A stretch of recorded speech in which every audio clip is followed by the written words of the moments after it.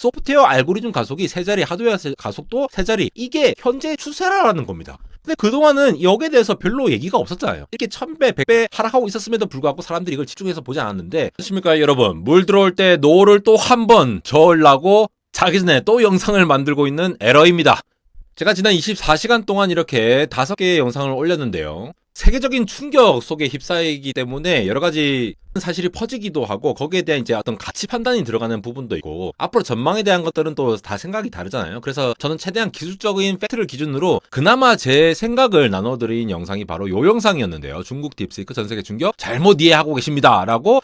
여러분 억울로 죄송합니다. 이 유튜버라는 게 삶이 좀 이게 빡빡합니다. 이게 좀 이해를 해주시고, 어쨌든 요거 관련해가지고 제가 엔비디아 관련해서도 얘기를 하거나, 꼭 엔비디아가 아니다 하더라도 AI 시장이 확대될 수 있구나라는 의견을 주셨는데, 여기에 대해서 굉장히 많은 의견들을 주셨어요. 저도 많이 배우고요. 어떤 포인트들을 봐야 된다라는 얘기들, 그리고 이제 주식 하시는 분들도 많이 왔는데, 뭐 주식은 제가 뭐 기술 채널인데 제가 드릴 말씀이었고, 제가 늘 많이 배우고 있는 신한투자증권 이선혁 이사님이라든가, 아니면은 단테님, 이효석 아카데미 이렇게 또 살펴봐 주시면 좋겠고, 근데 이거는 어차피 제가 테크 채널을 다루고 있지만 어쨌든 이건 저는 한낱 유튜버잖아요. 제가 뭘 알겠습니까? 제가 아는 하에서 제 생각을 좀 공유 드린 거고, 또 여러분들의 의견을 듣고 싶어서 이렇게 얘기를 드렸던 건데, 이 테크 구루들이라든가 CEO들 이런 분들이 굉장히 많은 얘기들을 했어요. X에다가 뭐 인텔 전 CEO죠, 패켈싱어 이런 분들이라든가, 퍼플렉시티 CEO도 그렇고 굉장히 많은 분들이 이런 얘기들을 했는데, 이런 분들의 얘기들이라든가 지금 커뮤니티에 회자가 되고 있는 사람들이 많이 공감하는 이런 글들을 보면은 이 전반적인 이 상황에 대해서 파악할 수 있지 않을까 해서, 요 내용들에 대해서 어떤 내용을 얘기를 하고 있는지, 어떻게 이해를 하면 되는지 정리를 한번 해보도록 하겠습니다. 첫 번째로 지금 마크 앤데르센이라고 하시는 이분은 이 벤처 캐피탈 투자자분이시더라고요. 이게 단테님께서 또 이제 자세히 이게 말씀을 한번 해주셨는데, 딥시크 R1이라고 하는 게 AI의 스푸트니크 모멘트다. 우리가 뭐 그런 얘기 하잖아요. AI의 아이폰 모멘트다, 챗GPT가 뭐 이런 얘기 하는데, 스푸트니크라는 거는 이제 소련이 수십 년 전에 우주선을 쌓아 올리는, 스푸트니크라는 우주선을 쌓아 올렸죠. 그러면서 미국과 소련의 냉전 시대에 본격적으로 우주를 경쟁하는 시기가 됐는데, 이 딥시크야말로 미국 중심으로 계속 발전되면서 빅테크들이 엄청나게 돈을 때려가면서 투자를 하고 있었는데, 거기에 성과에 대항해서 중국이라는 또 다른 패권주의의 나라가 쏘아올린 그러한 모멘트다라고 얘기를 하면서 이것들이 많이 굉장히 회자가 되고 있었습니다. 이분은 이제 벤처 캐피탈 입장에서 이제 투자자 입장에서 얘기를 하신 건데, 이제 전반적으로 이렇게 뷰를 봤다는 걸로 보겠고, 그럼 실제로 이제 기술 분야 이 필드에 있는 사람들은 어떻게 보느냐를 좀 살펴보면요. 우선 패켈싱어입니다. 패켈싱어 같은 경우에는 지금 인텔의 이제 가우스 2, 3 같은 이런 GPU, 지금 우리나라 네이버 클라우드하고도 지금 협업을 하고 있지 않습니까? 그러면서 굉장히 인사이트 있는 글을 올려주셨는데요. 자, 이렇게 보시면은 불편하니까 제가 챗GPT로 번역해달라고 했더니 이렇게 나옵니다. 자, 지혜라고 하는 것은 우리가 이미 알고 있다고 생각했던 교훈을 다시 배우는 겁니다. 우리가 알고 있다는 게 깨졌다는 말이죠. 그러면서 이 딥시크라는 게 어떤 관점에서 봤냐? 자, 패켈싱어는 수십 년을 반도체, 이 컴퓨팅 역사, CPU와 함께 해온 역사를 가지고 있는 분이잖아요. 그런 엔지니어로서 이 컴퓨팅 역사의 3가지 중요한 레슨을 상기시켜준다라고 하면서, 자, 첫 번째, 컴퓨팅은 기체 법칙을 따른다. 처음에 이제 가스로우라고 얘기를 하셨는데, 자, 비용이 극적으로 낮아지면 시장이 더욱 확장된다. 아, 이 얘기, 이걸 놓쳐서는 안 된다는 거죠. AI 시장에서 AI 모델을 만들고 뭔가 서비스를 하는 게 성능이 극적으로 올라지는데 비용이 극적으로 낮아진다라고 하면은, 반도체도 똑같은 사건이 있었잖아요. 무어의 법칙이라던가 CPU를 끊임없이 발전을 시킴에도 불구하고 가격이 동결되거나 더 싸지게 만드는 이러한 것이 있다고 하면은, 이런 극적으로 나아지면 시장이 더욱 확장된다. 즉 AI 시장이 확장될 거라고 본다라는 겁니다. 그러면서 지금 뭐 순식간에 뭐 주식시장 기준으로는 굉장히 많이 떨어지고 막 이런 얘기들이 보이는데, 사실 반대로 AI 시장 자체로 보면은 AI 활용과 관련해서 훨씬 더 폭넓게 만들 거다, 이런 얘기를 하시는 거고요. 두 번째, 엔지니어링은 제약 속에서 이루어진다. 아, 저는 솔직히 제가 안될공학이라는 공학 채널을 운영하면서 이 부분은 좀 약간 정말 좀 감격스럽게 봤는데, 물론 뭐 패켈싱어 분이 인텔의 이제 힘겨운 역사를 함께 해온 분이시긴 하지만, 전성기 때 진짜 지금의 빅테크의 리더 같은 그런 분이잖아요. 진짜 본격 엔지니어 같은 분. 자, 중국 엔지니어 분들이 제한된 자원, 이 제한된 자원이 뭡니까? 바로 엔비디아의 GPU를 제한된 자원 속에서 뭔가를 만들어야 하다 보니까 알고리즘, AI 모델, 그런 AI 아키텍처 측면에서 엄청나게 연구를 해왔다라는 거예요. 그러면서 창의적인 해결책을 발견해냈다라는 부분. 아, 이게 좀 진짜 어떤 특정 부분을 최적화하고 제한된 리소스에서 뭔가를 해결해야 하다 보니까 오히려 더 창의적인 해결책으로 뾰족하게 튀어나온 부분을 칭찬하는 부분이 아닐까라고 해석할 수 있는 부분이 있었습니다. 그리고 마지막, 자, 이거 오픈이 승리한다. 자, 이거 오묘하죠. 딥싱크는 이게 점점 더 폐쇄적으로 변한다. 자, 오픈 AI 같은 경우에는 애초에 지었을 봤을 때는 오픈이라고 지어놓고 지금 완전 클로즈 AI죠. 그리고 구글은 그래도 좀 이렇게 공개를 해요. 심지어 마이크로소프트도 오픈 생태계를 지원한다거나 라마도 이렇게 지원을 하고 있는 부분이 있지만 어쨌든 그 프론티어 모델이라든가 뭐 엔트로피 이런 기업들은 계속 폐쇄적으로 가고 있었단 말이죠. 근데 이 기초 모델 연구 분야를 오픈 생태계로서 뭔가 재정립하는 기여를 할 거다 하면서 딥시크 팀에게 감사드립니다라고 얘기를 했어요. 컴퓨팅의 역사에 살아있는 레전드라고 부를 수 있는 패겔싱어라는 사람이 이러한 인사이트를 얘기를 했다라는 거예요. 이것만 보더라도 지금 AI 시장이 죽을 것이 아니라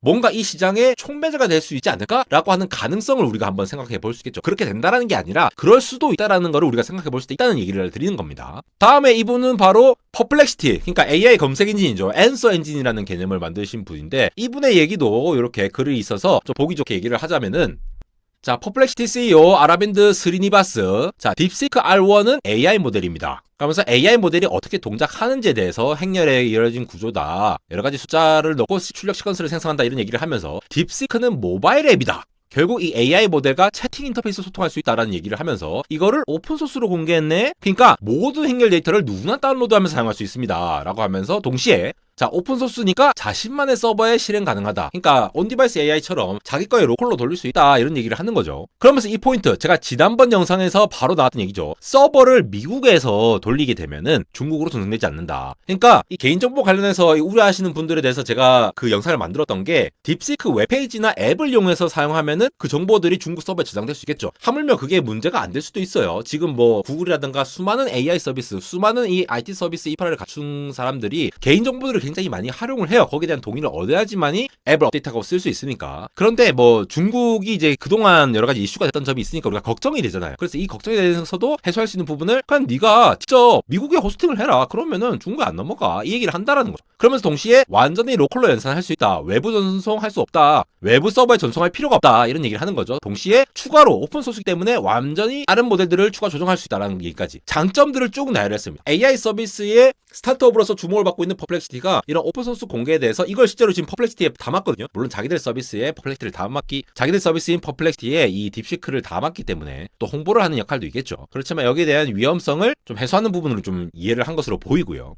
자, 이분은 세일즈포스 CEO 분이죠. 마크 베니오프. 자, 이분은 앱스토어 1위를 했습니다. 그러면서 챗GPT를 추월했네요. 엔비디아 슈퍼컴퓨터도 1억 달러도 필요 없어요. 이거는 이제 딥시크의 주장에 따르면 그렇다라는 거죠. 요거에 대해서 논란이 많습니다. 뭐 트럼프가 취임하고 나서 이제 뭐 약간 이렇게 타이밍적으로 이렇게 했다, 정확하게 안 밝히고 있다 이렇게 얘기하고 있지만 이분이 얘기하고 싶은 거는 결국 이 세일즈포스에서도 AI에서는 데이터가 중요하다, 이 데이터 관리를 잘해야 한다 이런 거를 주장하는 회사로서 진정한 가치다, 결국 AI 모델을 잘 만드는 거는 데이터에 있다, 메타데이터를 포함해가지고 이렇게 얘기를 한다는 거죠. 그래서 데이터의 중요성을 다시 한번 강조한다. 결국 딥시크라는 핵심적인 모델이 나오기까지 데이터가 중요한 역할을 하고 그거를 어떻게 활용하고 그 잠재성을 끄집어내느냐까지 생각을 해야 한다라고 확장해서 해석을 할 수도 있겠죠. 그리고 AI 4대 천왕에 해당하는 앤드류 응 이분이죠. 이분도 주식시장 얘기를 하고 있네요. 딥시크 매도, 블랙먼데이라고 불리면서 이제 주식시장에 많은 하락이 있었는데 결국은 이 AI 서비스, 애플리케이션을 구축하는 사람들 입장에서는 굉장히 좋은 신호다. 이게 무슨 의미를 하는 것입니까? AI 시장이 점차 확대가 될 것 같다. 실제로 쓸 수 있는 AI에 대한 경쟁이 확대될 것 같다라고 해석을 할 수도 있겠죠. 물론 똑같은 글을 보고 다른 식으로 생각하실 수 있으니까 여러분 언제든지 저를 많이 비판해 주시고 많은 가르침 주시기 바랍니다. 저도 잘 몰라요.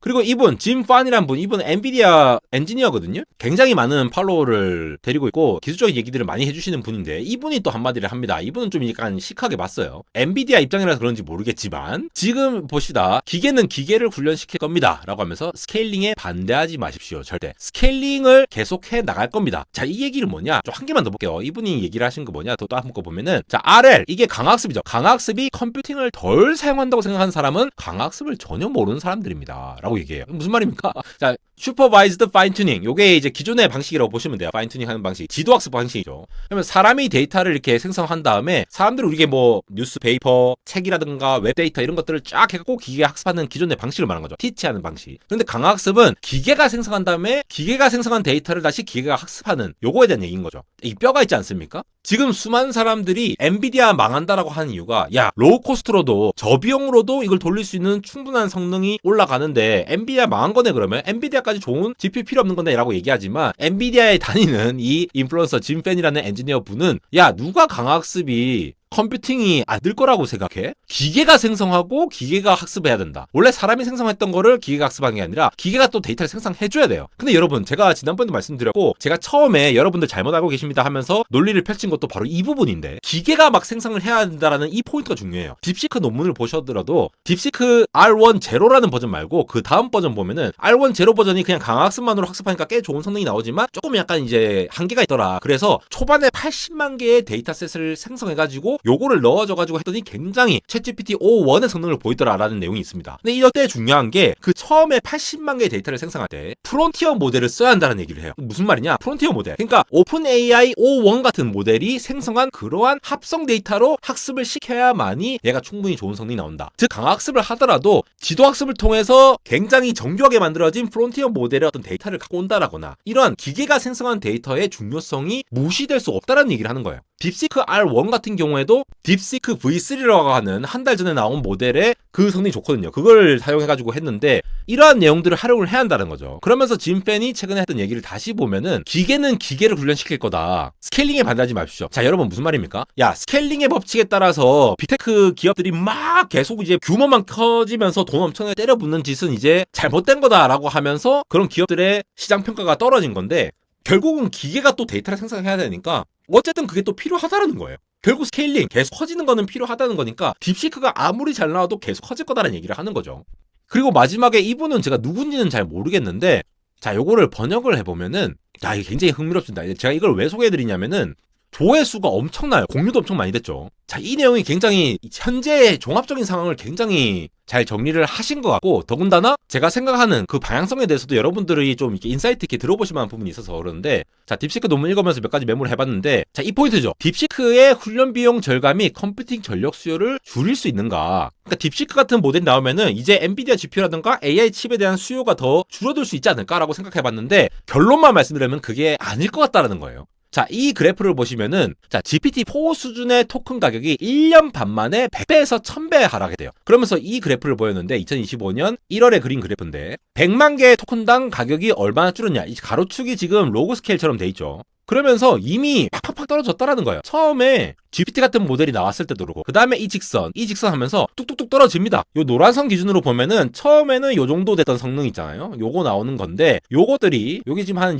뭐 3, 40 정도 될까요? 3, 40 되던 게 여기 왔을 때 한 3, 4 정도 되잖아요. 10분의 1 되고, 또 여기까지 오면은 100분의 1 되고, 거의 1000분의 1 되고, 굉장히 줄어든 이 추세를 보면은 기존의 5원이라고 하는 게 요만큼 줄어든다라는 거 뭐 그렇게 빡센 거 아니다. 뭐 그냥 있었던 일 일어난 거다 라고 하면서 걱정을 할 필요가 없다라고 얘기를 하는 거예요. 소프트웨어 알고리즘 가속이 세 자리, 하드웨어 가속도 세 자리, 이게 현재 추세라는 겁니다. 근데 그동안은 여기에 대해서 별로 얘기가 없었잖아요. 이렇게 1000배, 100배 하락하고 있었음에도 불구하고 사람들이 이걸 집중해서 보지 않았는데, 중국에서도 나오고 오픈소스로 푼다라는 게 너무 포인트가 된 거예요. 심지어 이 같은 경우에는 이런 추세가 계속 된다라는 걸 보이는 굉장히 소중한 자료니까 여러분도 요거를 한번 보시면서 의견을 한번 주시고요. 또 여기도 나오죠. 딥시크 R1 논문에서 프론티어를 발전시키기 위해 더 큰 규모의 강화학습과 더 큰 기본 모델이 필요하다고 명시하고 있습니다. 제가 이거 아까 말씀드렸던 부분이거든요. Advancing beyond the boundaries of intelligence may still require more powerful base models and larger scale reinforcement learning. 초반에 어떤 이런 데이터셋을 구축해서 좀 학습을 시켜줘야 되기 때문에 이런 빡센 큰 모델이 필요하다라는 얘기를 하는 거죠. 그러니까 딥시크 R1이라고 하는 거는 이제 더 이상 GPU를 투자를 할 필요가 없다가 아니라 그냥 저비용으로 이 훈련 방법이 생겼으니까 스케일링 법칙을 계속적으로 발전시키는데 좀 새로운 방법이 등장했다라고 이해를 할 수 있다라는 거예요. 요 그래프에서도 이렇게 얘기를 하고 있죠. 기존에 이러한 형태로 있었는데 이거를 좀 더 위로 올리는 그래프로 새로운 방식의 개선이 있었다라는 거죠. 왜냐면은 GPU를 아무리 늘려봐야 이게 좀 이렇게 주춤하던 상황이었거든요. 근데 딥시크 R1 하면서 이게 쭉쭉쭉 뻗어갈 수 있도록 이렇게 하는 새로운 방식이 등장한 거다라는 해석이고요. 그러면 딥시크의 제한 방법이 계속 스케일링 법칙을 따를 거냐, 수명을 연장할 수 있느냐, 요거에 대한 포인트가 제일 중요하죠. 이 방법을 사용하더라도 계속 더 규모를 커지면은 더 성능이 좋아질 거냐라는 얘기를 하는 건데, 자, 여기서 이런 얘기 하죠. 스케일링 법칙이 가져온 성능 향상이 한계점을 보지 못했기 때문에 모두가 미친 듯이 투자를 했다. 그러니까 GPU를 때려 넣으면 무조건 성능이 좋아지기 때문에 계속 투자를 하고 있었던 건데, 딥시크가 10분의 1을 사용한다는 게 핵심 문제가 아니라 컴퓨팅 파워는 동일한 결과를 얻었지만 결정적인 거는 딥시크 방법으로도 스케일링 법칙이 적용할 수 있느냐, 이 부분이다.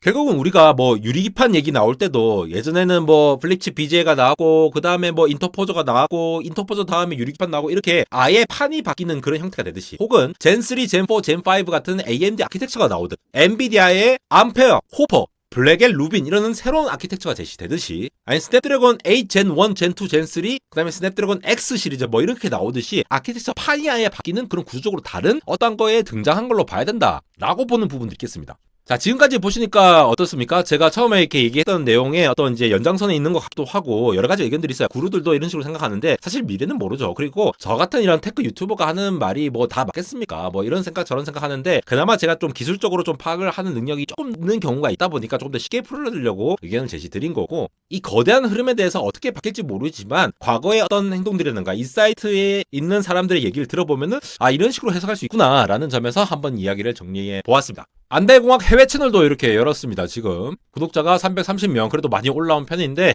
AI 힘에 입어서 저도 영어를 굉장히 능숙하게 얘기를 하고 있으니까 영어로 듣기가 편하신 분들은 이렇게 또 들어주시면 정말 감사하겠고요. 안달공학 인스타그램에서도 이렇게 재밌는 내용들 많이 빠르게 다루고 있으니까 유튜브에서 못 다루는 내용들 빠르게 소식 전해 들으시면서 많은 소식 얻어가시기 바랍니다. 지금까지 에러였습니다. 새해 복 많이 받으세요.